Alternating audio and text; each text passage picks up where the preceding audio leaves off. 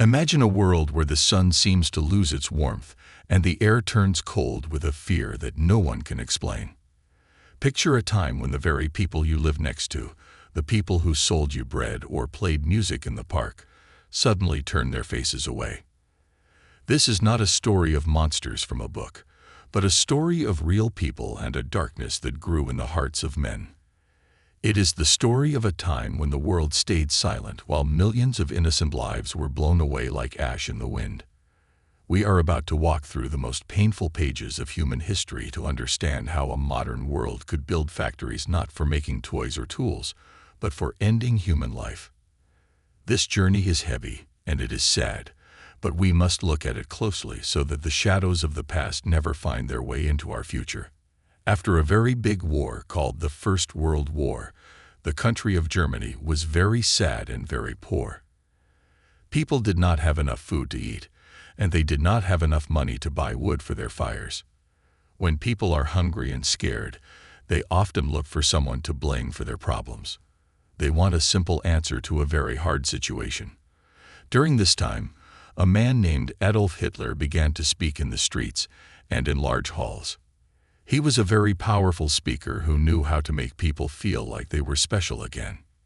He told the German people that they were the best in the world and that all their problems were caused by other people.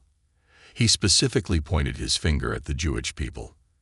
He told lies saying that Jewish people were the reason Germany was poor and the reason they lost the war. These lies were like seeds planted in a garden of anger. At first, many people did not believe him.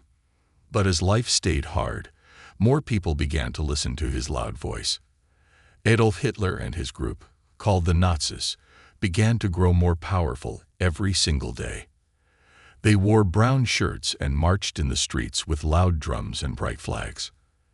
They promised that if they were in charge, everyone would have a job, and Germany would be strong again. In the year 1933, Hitler was given a very high job in the government. Once he had a little bit of power, he worked very quickly to take all of it. He changed the laws so that no one could speak against him. He made it so that his party was the only party allowed. He used the radio and the newspapers to spread his message of hate every hour of every day. Children in schools were taught that Jewish people were different and dangerous. It was a slow change at first, like a cold wind that gradually turns into a blizzard. People who had been friends for years suddenly stopped talking to each other. The Nazis made people feel that being kind to a Jewish neighbor was the same as being an enemy to Germany. Once Hitler had total control, he began to pass laws that took away the rights of Jewish people. These were called the Nuremberg Laws. At first, Jewish people were told they could no longer work in certain jobs, like being a doctor or a teacher. Then, they were told they could not sit on certain benches in the park. Soon, they were told they were no longer even citizens of their own country. The Nazis made every Jewish person wear a yellow star made of cloth on their clothes. This star was meant to make them stand out so that people could mean to them or avoid them. It was a way of saying that they were not part of the human family. Imagine being a child and suddenly having to wear a mark that makes people shout at you or push you off the sidewalk. This was the beginning of the isolation. The Nazis wanted to make the Jewish people feel alone and helpless before they did anything worse. Entire story of the genocide of Jews in Adolf Hitler's gas chambers, a world drowning in darkness. Imagine a world where the sun seems to lose its warmth and the air turns cold with a fear that no one can explain. Picture a time when the very people you live next to, the people who sold you bread or played music in the park, suddenly turn their faces away. This is not a story of monsters from a book, but a story of real people and a darkness that grew in the hearts of men. It is the story of a time when the world stayed silent while millions of innocent lives were blown away like ash in the wind. We are about to walk through the most painful pages of human history to understand how a modern world could build factories not for making toys or tools, but for ending human life. This journey is heavy, and it is sad, but we must look at it closely so that the shadows of the past never find their way into our future. The seeds of hate in a broken land. After a very big war called the First World War, the country of Germany was very sad and very poor. People did not have enough food to eat, and they did not have enough money to buy wood for their fires. When people are hungry and scared, they often look for someone to blame for their problems. They want a simple answer to a very hard situation. During this time, a man named Adolf Hitler began to speak in the streets and in large halls. He was a very powerful speaker who knew how to make people feel like they were special again. He told the German people that they were the best in the world and that all their problems were caused by other people. He specifically pointed his finger at the Jewish people. He told lies saying that Jewish people were the reason Germany was poor and the reason they lost the war. These lies were like seeds planted in a garden of anger. At first, many people did not believe him, but as life stayed hard, more people began to listen to his loud voice. The rise of the man with the iron voice, Adolf Hitler, and his group, called the Nazis, began to grow more powerful every single day. They wore brown shirts and marched in the streets with loud drums and bright flags. They promised that if they were in charge, everyone would have a job and Germany would be strong again. In the year 1933, Hitler was given a very high job in the government. Once he had a little bit of power, he worked very quickly to take all of it. He changed the laws so that no one could speak against him. He made it so that his party was the only party allowed. He used the radio and the newspapers to spread his message of hate every hour of every day. Children in schools were taught that Jewish people were different and dangerous. It was a slow change at first, like a cold wind that gradually turns into a blizzard. People who had been friends for years suddenly stopped talking to each other. The Nazis made people feel that being kind to a Jewish neighbor was the same as being an enemy to Germany. The walls began to close, and once Hitler had total control, he began to pass laws that took away the rights of Jewish people. These were called the Nuremberg Laws. At first, Jewish people were told they could no longer work in certain jobs, like being a doctor or a teacher. Then, they were told they could not sit on certain benches in the park. Soon, they were told they were no longer even citizens of their own country. The Nazis made every Jewish person wear a yellow star made of cloth on their clothes. This star was meant to make them stand out so that people could mean to them or avoid them. It was a way of saying that they were not part of the human family. Imagine being a child and suddenly having to wear a mark that makes people shout at you or push you off the sidewalk. This was the beginning of the isolation. The Nazis wanted to make the Jewish people feel alone and helpless before they did anything worse. The night the glass screamed in November of 1938, something terrible happened that showed the world just how violent the Nazis would become. It was called Kristallnacht, which means the night of broken glass. All across Germany and Austria, Nazi groups and even some regular people attacked Jewish homes, shops, and churches called synagogues. They smashed windows until the streets were covered in glass that looked like ice. They burned buildings and hurt many people. Thousands of Jewish men were taken away to prisons called concentration camps just because of who they were. This was the first time that the violence became so big and so public. The next morning, instead of helping the victims, the government told the Jewish people they had to pay for the cleanup. This night sent a clear message that the law would no longer protect them and that their lives were in great danger. As the Nazis started to take over other countries in Europe, like Poland, they began to force Jewish families out of their homes. They told them they could only take a few things they could carry in a suitcase. These families were moved into very small, crowded parts of cities called ghettos. The Nazis built high walls around these areas and put barbed wire on top. They did not let anyone leave. Inside the ghettos, there was almost no food. Many families had to live in just one room together. People became very sick because it was dirty and cold. The Nazis wanted the people in the ghettos to become weak. Even though life was very hard, the people inside tried to help each other. They started secret schools for the children and shared what little bread they had. But every day, The Nazi soldiers would come in and take more people away, and no one knew where they were going. In a beautiful house by a lake in a place called Wannsee, a group of high-ranking Nazi leaders met to talk about something very dark.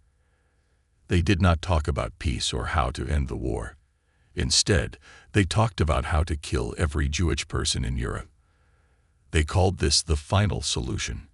They sat at a table with coffee and papers and planned out how to move millions of people across the continent to special camps built for killing. They talked about it like they were talking about moving boxes in a warehouse. There was no pity and no kindness in that room. They decided that using guns was too slow and too expensive. They wanted a way to end lives that was fast and quiet. This meeting was the moment the genocide became a giant machine, organized by the government and supported by the army. Soon after the secret meeting, the Nazis began clearing out the ghettos. They told the people they were being sent to the east to work. They told them to pack their best clothes and their jewelry.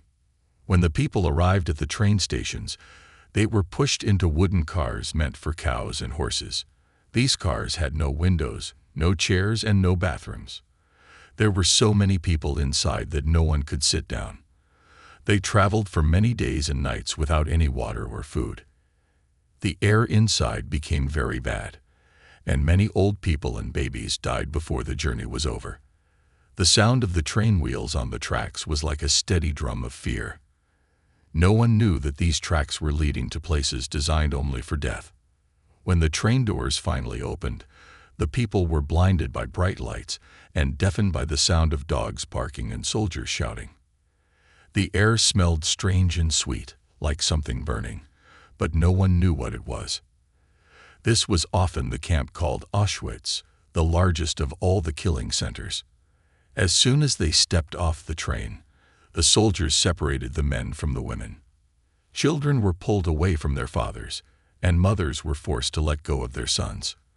This was the last time many families ever saw each other.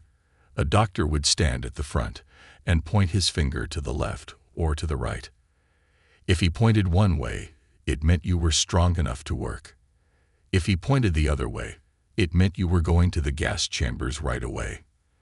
Most of the children, the elderly, and the sick were sent to the gas chambers within an hour of arriving.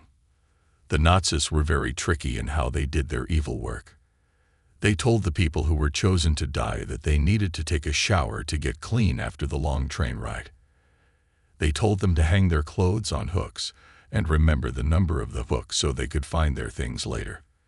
They even gave them small pieces of soap. This was all a lie to keep the people calm so they would not fight back. The people were led into a large room that looked like a big bathroom with shower heads on the ceiling. But no water ever came out of those pipes. Once the heavy metal doors were locked from the outside, the soldiers dropped a special poison called Zyklon B through holes in the roof. This poison was a gas that made it impossible for people to breathe. Within a few minutes, everyone inside was gone. It was a cold and heartless way to end the lives of thousands of people at one time. After the gas had done its terrible work, the Nazis had to hide what they had done.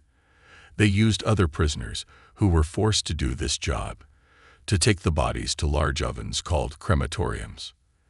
These ovens burned day and night, sending thick black smoke and gray ash into the sky. The Nazis did not want any evidence of their crimes to remain. They took the gold teeth from the people, they cut off their hair to make blankets, and they took all their clothes and shoes to send back to Germany. There were giant warehouses filled with mountain-sized piles of shoes, glasses, and suitcases. Each pair of shoes belonged to someone who had a name, a home, and a family who loved them. The ash from the fires was often thrown into nearby rivers or spread on the fields, as if the lives of these millions of people meant nothing more than dust. For those who were not sent to the gas chambers right away, life was a different kind of nightmare. They were given thin clothes with stripes and had their names replaced with numbers tattooed on their arms. They were no longer people to the Nazis. They were just numbers. They had to work very hard in factories or mines from before the sun came up until long after it went down. They were given only a tiny piece of bread and a bowl of dirty water called soup each day. They were always hungry, and their bodies became very thin, like skeletons covered in skin. If someone became too weak to work, they were sent to the gas chambers. They slept on wooden bunks with 5 or 6 people crowded together. Despite the horror, many people tried to keep their spirits alive. They shared stories, they prayed in secret, and they looked out for one another. This small kindness was their way of fighting back against the cruelty of the Nazis. In some of the camps, there were doctors who did very bad things. The most famous was a man named Joseph Mengele at Auschwitz. He was interested in how the human body worked, but he did not care about the pain he caused. He used the prisoners like they were animals in a lab. He was especially interested in twins and would do many surgeries on them without any medicine to stop the pain. He wanted to find ways to make the experiments did not help anyone and only caused more suffering. The color of people's eyes. The people who survived these experiments were left with deep scars on their bodies and in their minds. It was a reminder that when people lose their kindness, even science can become a weapon of evil. Even though the Nazis were very powerful and had many guns, some people were very brave and tried to stop them. In the Warsaw Ghetto, the Jewish people rose up and fought back with whatever they could find. They used old guns and homemade bombs to fight the soldiers for many weeks. They knew they might not win, but they wanted to die with honor. Inside the death camps, there were also moments of resistance. In one camp called Sobibor, the prisoners organized a great escape, and many were able to run into the woods. In Auschwitz, a group of prisoners even managed to blow up one of the crematoriums. Other people, who were not Jewish, also risked their lives to hide Jewish families in their attics or basements. These people, called the righteous among the nations, showed that even in the darkest times, there is still light and goodness in the world. As the years went by, the countries fighting against Germany, like the United States, Great Britain, and the Soviet Union, began to win the war. They started to push the Nazi army back toward Germany. The Nazis knew they were losing, and they tried to hide the evidence of the camps. They forced the prisoners who were still alive to walk long distances in the snow toward the center of Germany. These were called death marches. Many people were too weak to walk and died on the side of the road. The Nazis blew up the gas chambers and burned their papers, but they could not hide everything. The world was about to see the terrible secret they had kept behind the barbed wire for so many years. When the Allied soldiers finally reached the camps, they could not believe what they saw. They found thousands of people who looked like living ghosts, too weak to even cheer for their rescuers. They found the piles of clothes and the giant ovens. The soldiers, who had seen much fighting, sat down and cried because the sight was so sad. They tried to give the survivors food, but many were so sick that their bodies could not handle it. The liberation of the camps was a day of great joy, but also a day of great sorrow. It was the moment the world finally understood the scale of the horror. The soldiers made the local German people walk through the camps so they could see what had been happening just a few miles from their homes. After the war ended, the world decided that the people who did these terrible things must be punished. A big trial was held in a city called Nuremberg. The leaders of the Nazi Party were brought to a courtroom, and for the first time, the whole world heard the details of the gas chambers and the final solution. Many of the leaders said they were just following orders, but the judges said that was no excuse for hurting innocent people. Some were sent to prison, and others were given the death penalty. These trials were very important because they showed that even in war, there are rules, and people will be held responsible for their actions. It was a way for the world to try and bring some sense of order back to a broken society. The survivors of the Holocaust had lost everything. Their homes were gone, their money was gone, and most importantly, their families were gone. Many spent years looking for a brother, a sister, or a child who might have survived. They had to find new places to live because many people in their old towns still did not want them back. Many moved to a new country called Israel. while others went to America or other parts of the world. They worked very hard to build new lives, to get jobs, and to have families again. They carried a heavy sadness in their hearts, but they also carried a great strength. They wanted to make sure that their stories were told so that the people who died would never be forgotten. Today, there are museums and monuments all over the world that remember the millions of people who died in the gas chambers. Auschwitz is now a place where people go to learn and to pay their respects. You can still see the tracks where the trains arrived and the ruins of the buildings where so much pain happened. These places are kept as a warning. They tell us what can happen when hate is allowed to grow and when people stop caring about their neighbors. Every year, people light candles and say the names of those who were lost. We call this Never Forget. It is a promise that we will keep the memory of the victims alive and that we will stand up against hate whenever we see it starting again. The story of the gas chambers is a story of how far humans can fall when they choose hate over love. But it is also a story of how the human spirit can survive even the worst darkness. We look back at this time not to stay sad, but to become wiser. We learned that every person has a name, a story, and a right to live in peace. We learned that being a bystander, or someone who just watches bad things happen, is a choice that helps the bully. The legacy of those who were lost is a call to all of us to be kind, to be brave, and to speak up for those who cannot speak for themselves. The smoke from the chimneys has long since cleared, but the lessons of the Holocaust remain, reminding us that we must always protect the light of humanity from the shadows of hate. As we reach the end of this journey through history, we must carry the weight of what we have learned with care. The millions of lives taken in the gas chambers were not just numbers on a page. They were dreams that never came true, songs that were never finished, and smiles that were stolen from the world. We honor them by choosing a different path. We honor them by teaching our children that no person is better than another based on where they come from or what they believe. The world is a bright and beautiful place when we see each other as brothers and sisters. As the sun rises each day, let it remind us of the strength of the survivors and the memory of the lost. Let us walk forward with our eyes open and our hearts full of peace, making sure that the darkness of the past is never allowed to return to our world again. This is our duty to the past and our gift to the future. While the Nazis were trying to hide their crimes by burning papers and destroying buildings, some very brave people inside the ghettos were working just as hard to make sure the truth survived. In the city of Warsaw, a man named Emanuel Ringelblum gathered a secret group of writers, teachers, and doctors to write down everything they saw. They collected candy wrappers, theater tickets, letters from loved ones, and reports about the hunger and the guards. They called this secret project the Joy of Sabbath.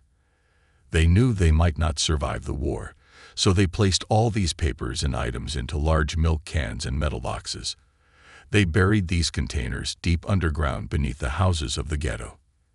Even though many of the people who wrote those papers were killed in the gas chambers, the milk cans were found after the war ended.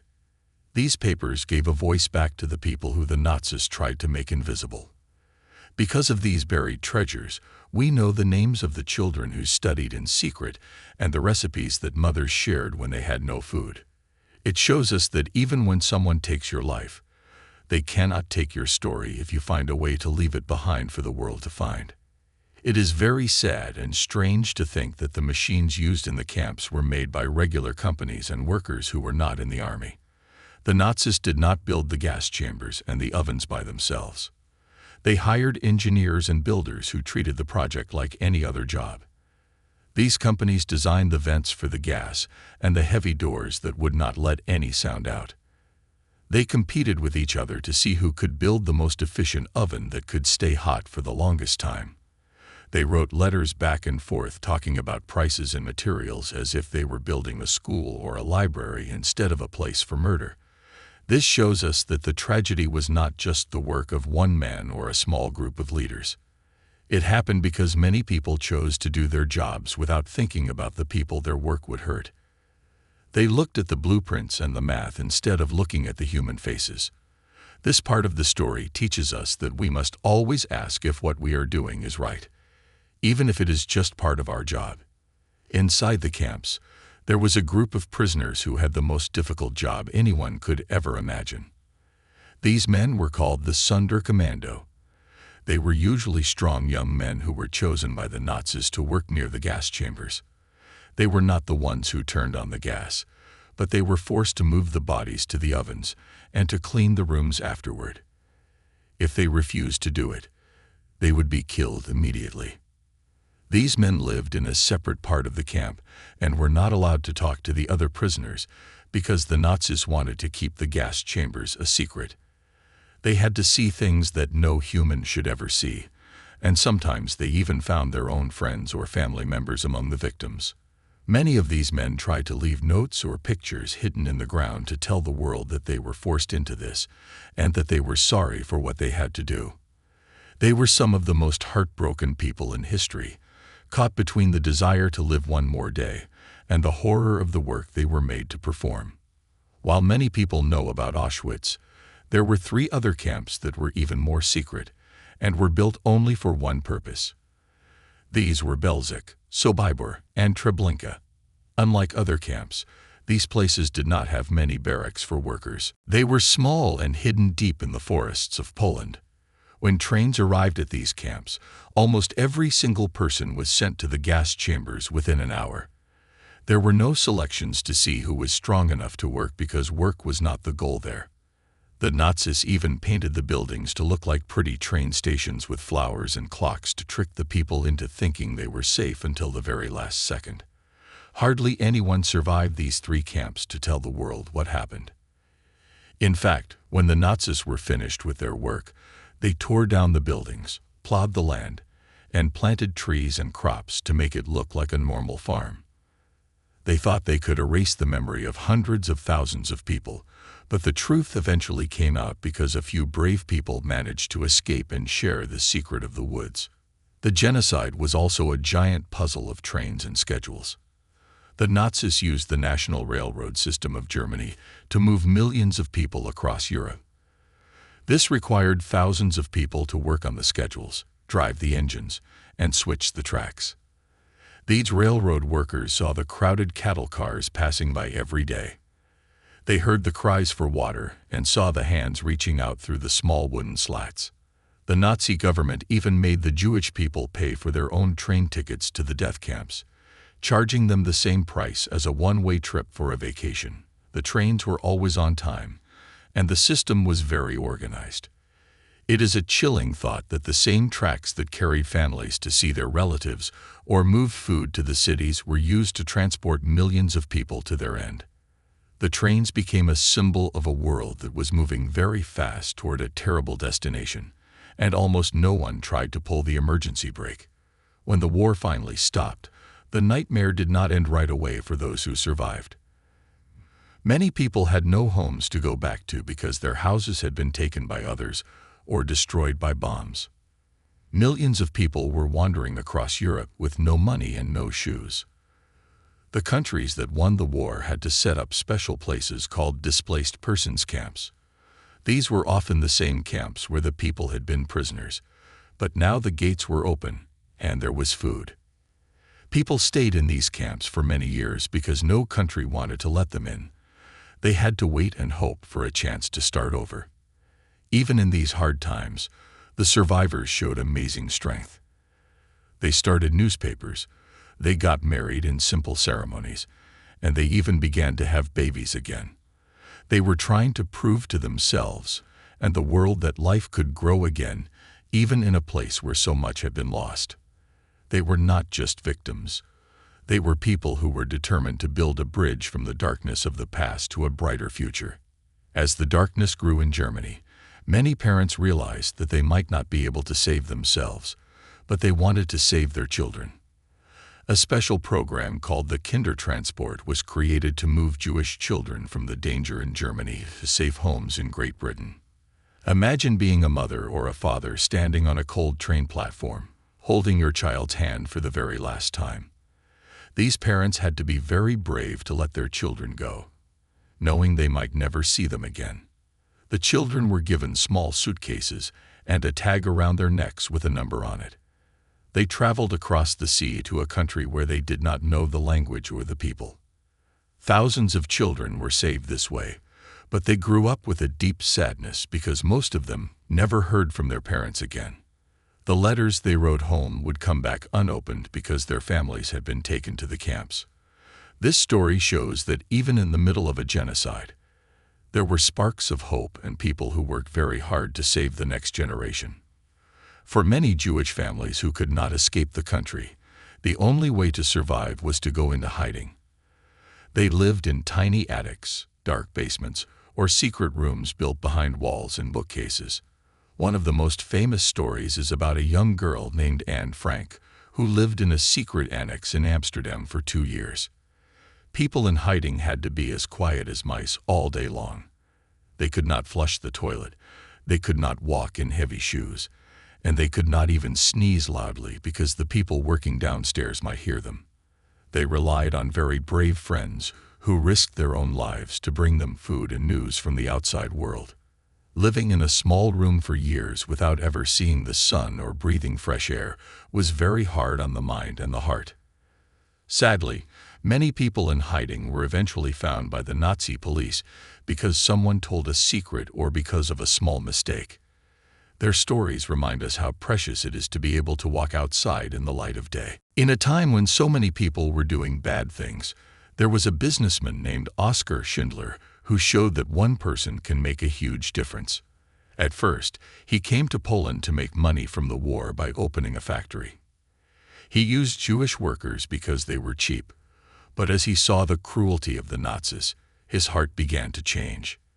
He decided to use all of his money to protect his workers. He told the Nazi leaders that his workers were very important for the war and that he needed them to stay in his factory.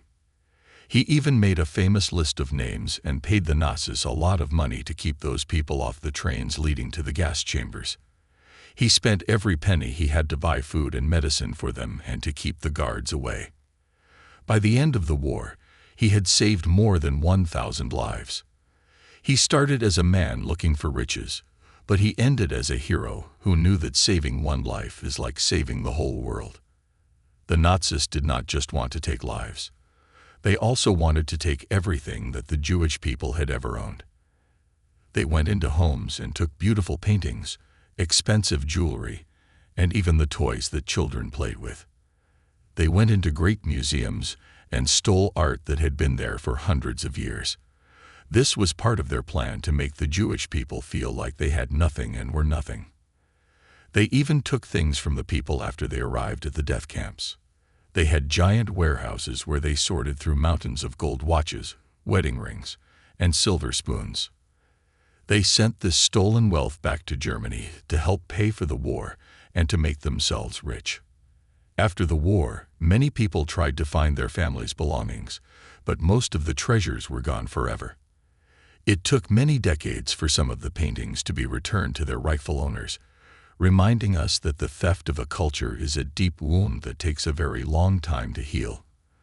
Not all Germans agreed with what Hitler was doing. There was a group of students in Munich called the White Rose who decided they could no longer stay silent. The leaders were a brother and sister named Hans and Sophie Scholl.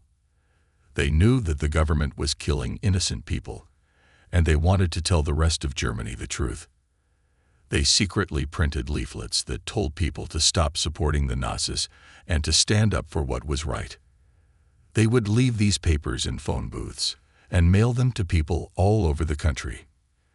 They knew that if they were caught, they would be killed, but they felt that their message was more important than their lives. One day, while they were dropping leaflets from a balcony at their university, they were spotted and arrested. Even when the guards treated them cruelly, they did not take back what they said. They were executed, but their courage became a symbol for everyone who wants to fight against a bully, even when the bully is the government. The gas chambers were not just in 1 or 2 places. The Nazis built a giant network of thousands of camps all across Europe.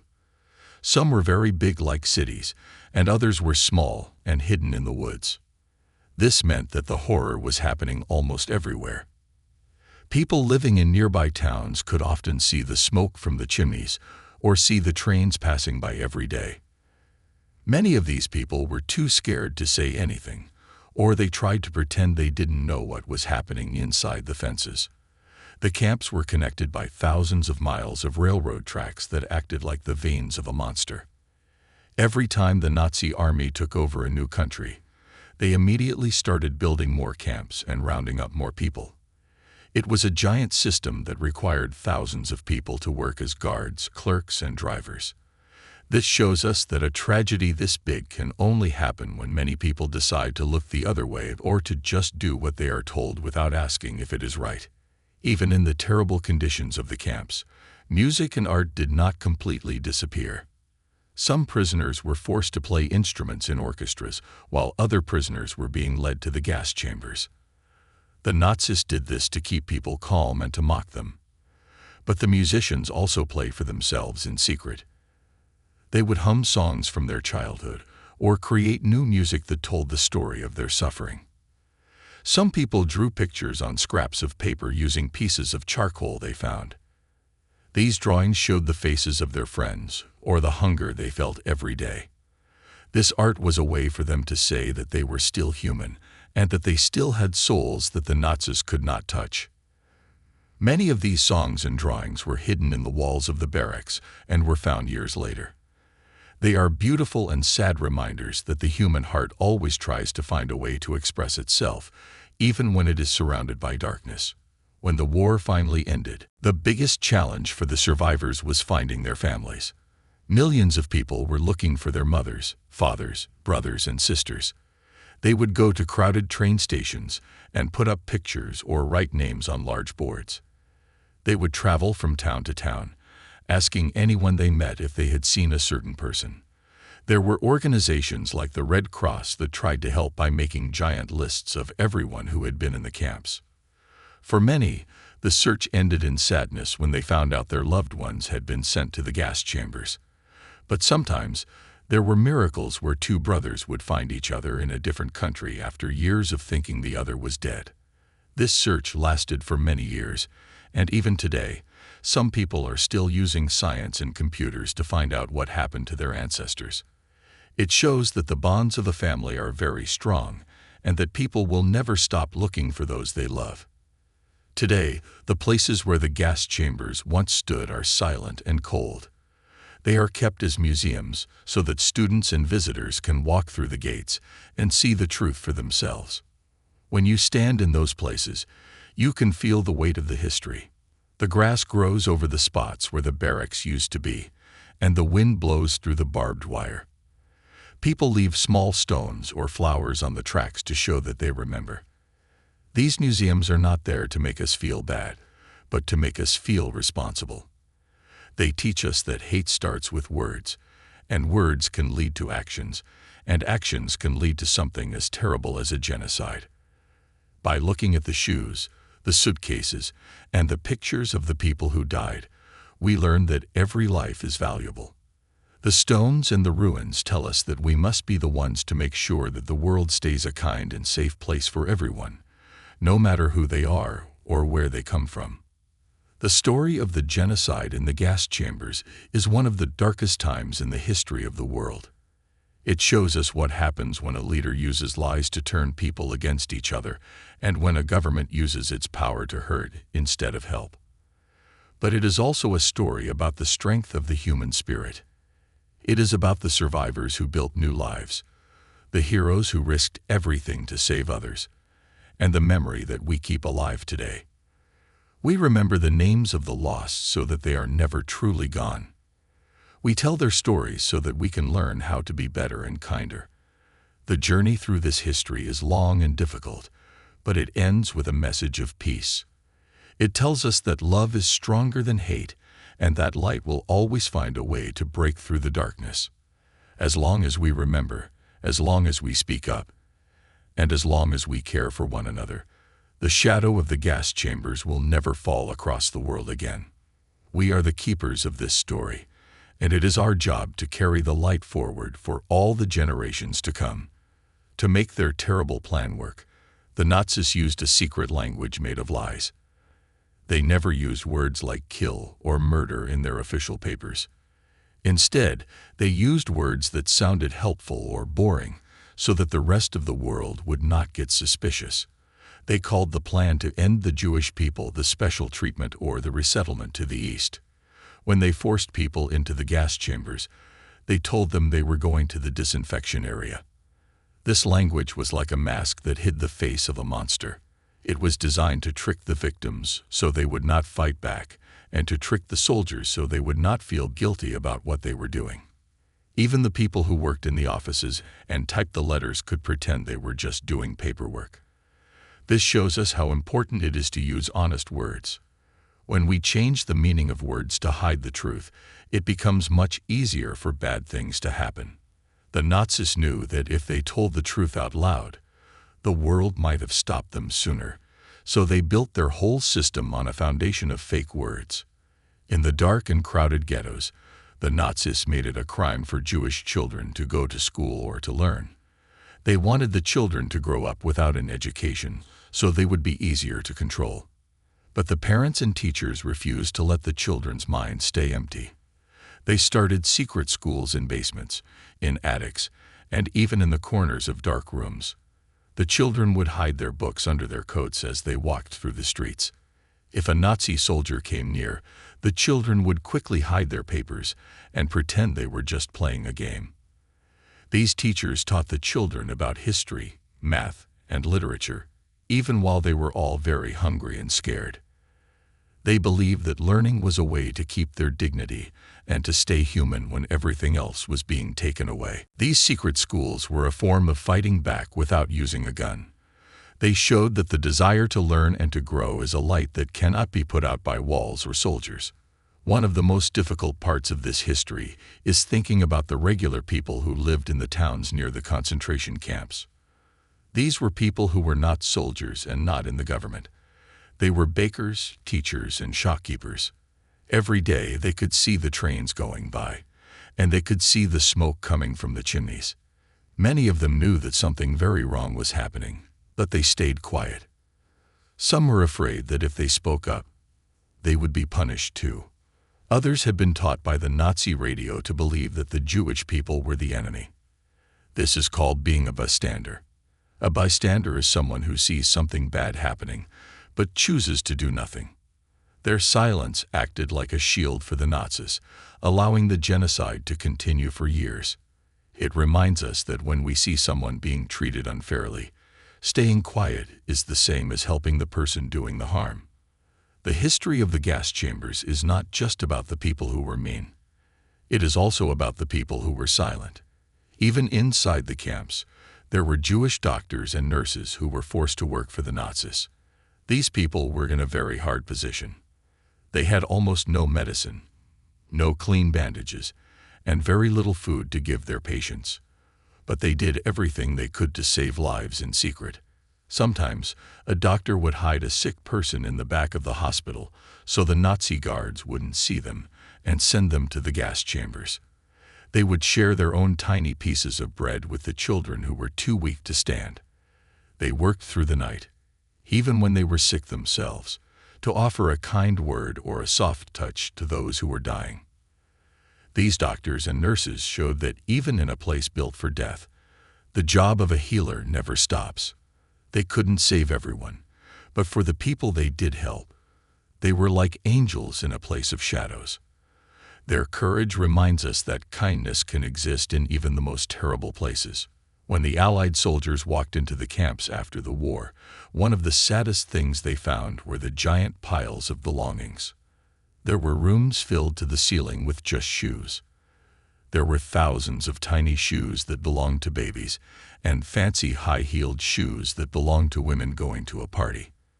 There were piles of eyeglasses, piles of suitcases with names painted on the side, and even piles of hair that had been cut from the victims. Each of these items was a piece of a person's life. A shoe isn't just a shoe. It represents a walk in the park or a dance at a wedding. When you see a mountain of shoes, you start to understand how many people were truly gone. It makes the numbers, like 6 million, feel real. You realize that each pair of shoes had a person who once wore them and had a family and a favorite color. These piles of things are now kept in museums to help us feel the loss of so many individuals who were treated like they were just trash. After the war, the Jewish people wanted to find a way to thank the non-Jewish people who had risked their lives to save them. They created a special honor called the Righteous Among the Nations. In a place called Yad Vashem in Israel, they planted thousands of trees, one for each person who helped. There are stories of farmers who hid families in their haylots for years, and stories of people in the city who made fake passports so Jewish people could escape to other countries. One woman named Irina Sendler smuggled thousands of babies out of the ghetto in toolboxes and bags, and then buried their real names in jars under an apple tree so they could find their families later. These people were not soldiers. They were just regular people who decided that they could not sit by and watch their neighbors be killed. The forest of trees reminds us that even when the world seems full of hate, there are always heroes who are willing to do the right thing, no matter how much it costs them. For a long time after the camps were closed, many people did not know what had happened to their relatives. The Nazis had burned many of the lists and papers before they ran away. But a giant group of people started a project to find every name. They looked through old city records, school lists, and even the papers found in the milk cans in the ghettos. They wanted to make sure that no one was forgotten. Today, there are giant books filled with millions of names. When a person finds their grandfather's name or their aunt's name in these books, it is a very emotional moment.